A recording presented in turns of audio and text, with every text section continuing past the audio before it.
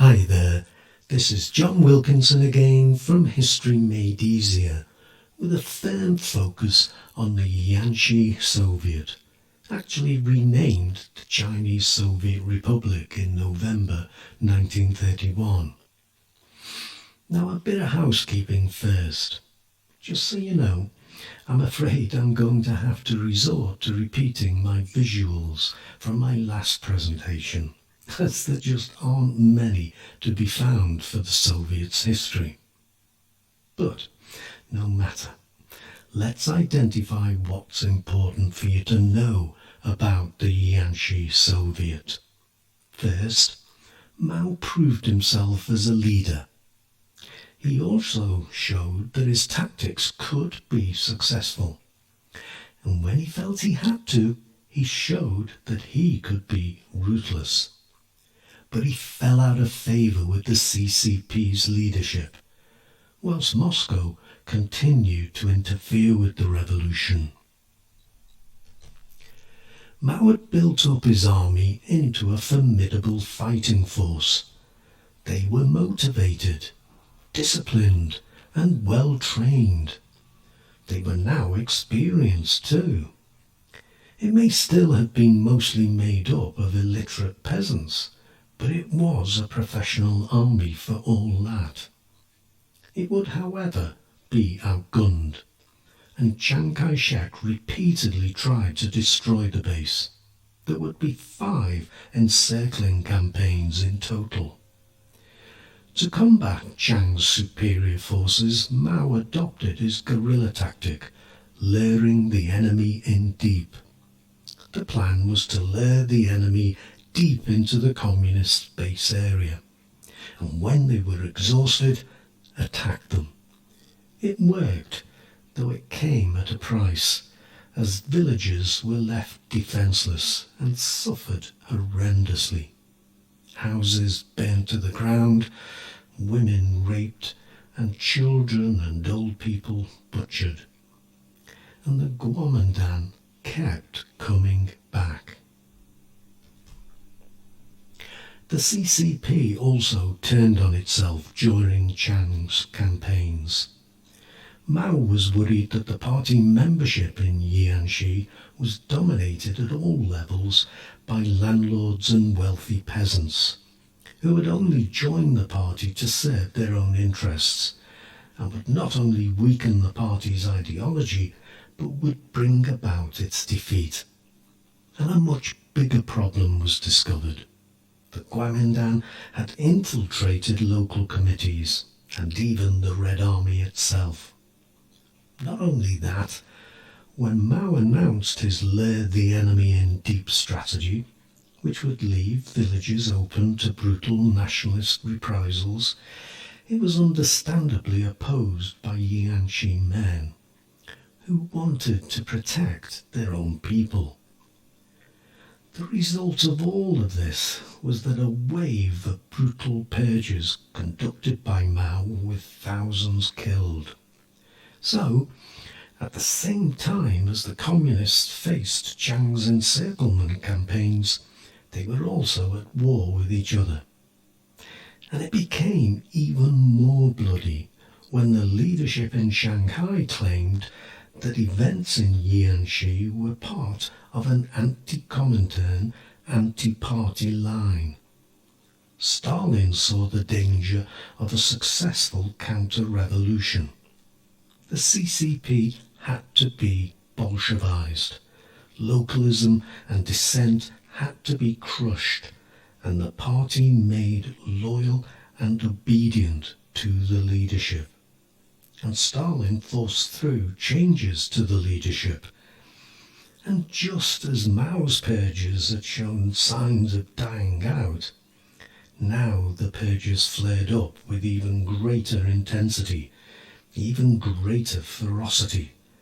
Estimates put the total numbers who were executed in this second phase in the tens of thousands. Meanwhile, remaining in Shanghai became impossible, and the leadership of the CCP dispersed, with Jiangxi earmarked to become their base. Zhou Enlai moved there in the summer of 1931, and by late 1932 all the leadership had. This would make it likely that the clashes over strategies and tactics would only intensify. Mao would not have the freedom of manoeuvre that distance and poor communications had given him, and the CCP leadership lost no time in setting out to undermine his authority. Little attention was paid to what Mao had achieved in Jiangxi, achievements that had been praised by the Comintern, who now supported his strategy. The importance of the Red Army, the preference for guerrilla warfare, and the primacy of the struggle in the countryside. Because of course this was about power and nothing else, and Mao was manoeuvred out of influential positions. Two immediate issues separated Mao from the party leadership. The first, whether the Japanese invasion of Manchuria in 1931 was a threat or an opportunity. Mao saw it as an opportunity to lead an anti-Japanese front, uniting all classes in a patriotic fight against the invader, something that will become very important. Whereas the leadership saw it as Moscow saw it, as a first step to a Japanese invasion of the Soviet Union, and so a threat to the Chinese Revolution. The second issue was the leadership's insistence on targeting cities in order to consolidate their hold on the base area. They argued that it would enable them to link up the separate areas they controlled. But Mao argued that the cities were too well defended, whilst the Red Army lacked artillery and other necessary siege equipment. Mao was taking on the party leadership head-on, and he couldn't win. Even though Moscow, which agreed with Mao on key issues and had called for a conciliatory approach in October 1932, he was ousted from positions of power, and for the next 2 years would be politically isolated.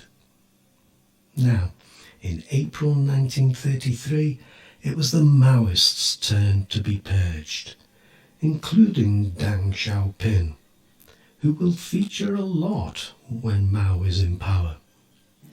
They were derided as country bumpkins who failed to understand that there was no Marxism in the mountain valleys. They didn't go without a fight though, labelling the leadership gentlemen from a foreign house, meaning Moscow. But power was now in the hands of a troika, or three-man group, consisting of Bo Jiu, acting party leader, Zhou Enlai, political commissar of the Red Army, and Otto Braun, the German military advisor sent by the Comintern, though all three were very much under the influence of the Comintern. Chiang Kai-shek, meanwhile, remained determined to crush the Jiangxi Soviet. The fourth encirclement campaign met the same fate as the previous three campaigns, and interestingly, by applying tactics very much like those adopted by Mao, rather than those urged by the majority of the leadership. But very soon a fifth campaign began, with 500,000 fresh troops, including many of Chiang's best divisions. And slowly but surely the life was squeezed out of the Soviets' ability to continue. In October 1934, after months of agonised debates amongst the party leadership, and with Zhou Enlai and some of the wider leadership already mending fences with Mao, it was decided to abandon the Soviet and head to northwest Hunan. the neighbouring province. Though modest when compared with the trek they eventually undertook, it was nevertheless a desperate plan. But it seemed to offer their only hope of surviving to fight another day. And so, with Mao squeezed out of power, I'll leave it for this presentation. It's like a soap opera, and I think I'll put my scripts for these presentations on my website, History Made Easier, so that you'll have them as a resource, because it is a complex story. But it does show that nothing in history was inevitable. Spoiler alert though, you'll see Mao bounce back in the Long March. But for now, let me thank you, as always, for listening, and wish you the very best of luck in your studies. I hope my presentations are helping. Cheers.